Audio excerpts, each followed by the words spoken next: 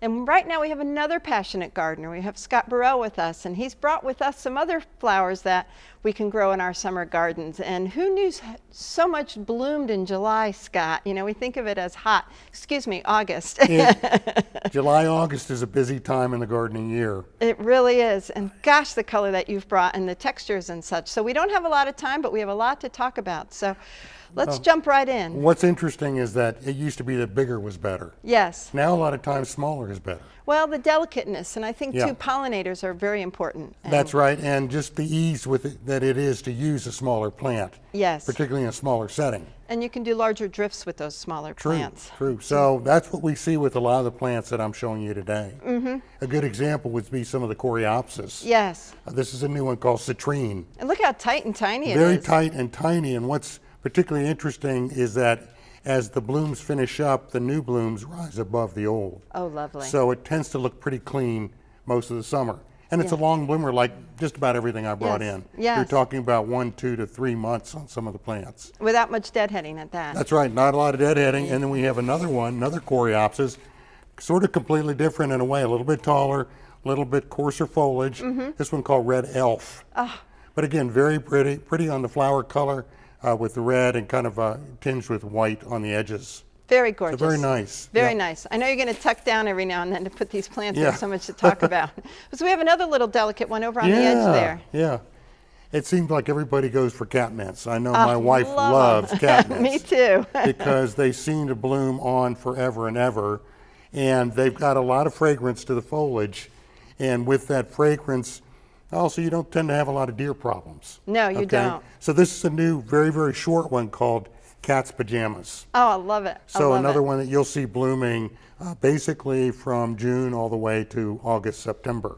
And I have a tendency to cut mine back right at the 4th of July, and I get another surge of bloom later in the summer. Good thing to do. There are a number of plants where you want to do that kind of heavy shearing, and so you refresh the foliage and it kind of blooms all over again. Yes. Yep. Another fine one here is our Salvia. Yeah, it looks like a Salvia, doesn't it? Sure does. It's actually an agastache. Oh, golly. So much tighter than we're used to seeing. Okay, so a Nice hyssop, and you have this nice kind of a creamy mango color to it, and then darker calyces, very tight form, much shorter than we're used to seeing in the hyssops, and another very good one for the garden, particularly for drought situations, dry situations, easy to work with in those kinds of conditions. Dry is imperative. It does not do well in wet spots. Boy, and that's what we've got right now. Exactly. Yeah. Exactly. What are some of the other goodies that you've brought? Well, I've got to show this off because we want to make sure people see this. That is so cool. That you too can grow pomegranates. Here in Central Virginia. That's right, and this is from Richmond Technical Center. They just need to make sure they've got a fairly loose, rich soil. That's what they really like. And they need to have adequate water. So a lot of times when we find ourselves having problems with fruit drop or with blossoms and fruit and flowers that are dropping, it's because there's not enough water. And so we're seeing that kind of right now. Yes, we are. Droughts. So this one gets the sprinkler pretty often. Absolutely. But we'll have some pomegranates by the end of summer. Well, Scott, we've got about 3 minutes left, so we've got to move along. What are your top picks here? Well, this is one right here. This is one of my top picks. Okay. I don't know if you can see that, how well you can see it, but this is one of the perennial sunflowers, and they were talking earlier in the show about an annual sunflower, but this one's perennial. It's one called Happy Days. Very long blooming. I know what's going to happen. They're all going to come out, so I'm just going to take them right out. David said we can do that, right? They just won't go in the same way. So, very, very easy plant. Large flowers, really, considering it's a perennial. It's going to be coming back every year. Very dependable and easy to work with. And I want to notice that the coarseness of this leaf, the deer will not be eating on that plant. That's right. That's right. And what is another one? Salvias. See, we got a salvia now. this is one called Rockin' Fuchsia. Okay, so this is actually an annual salvia that's going to grow 3 to 4 feet tall. They're very good perennial salvias also. The microphyllus, the Gregii, wild watermelon, hot lips. So look into the salvias again, very drought tolerant. Very, very drought tolerant. And you know, I had to mention this shrub because it's sort of the wow shrub right now. and that's one of the hydrangeas, Hydrangea Paniculata. It's one of and my this favorites. is vanilla strawberry.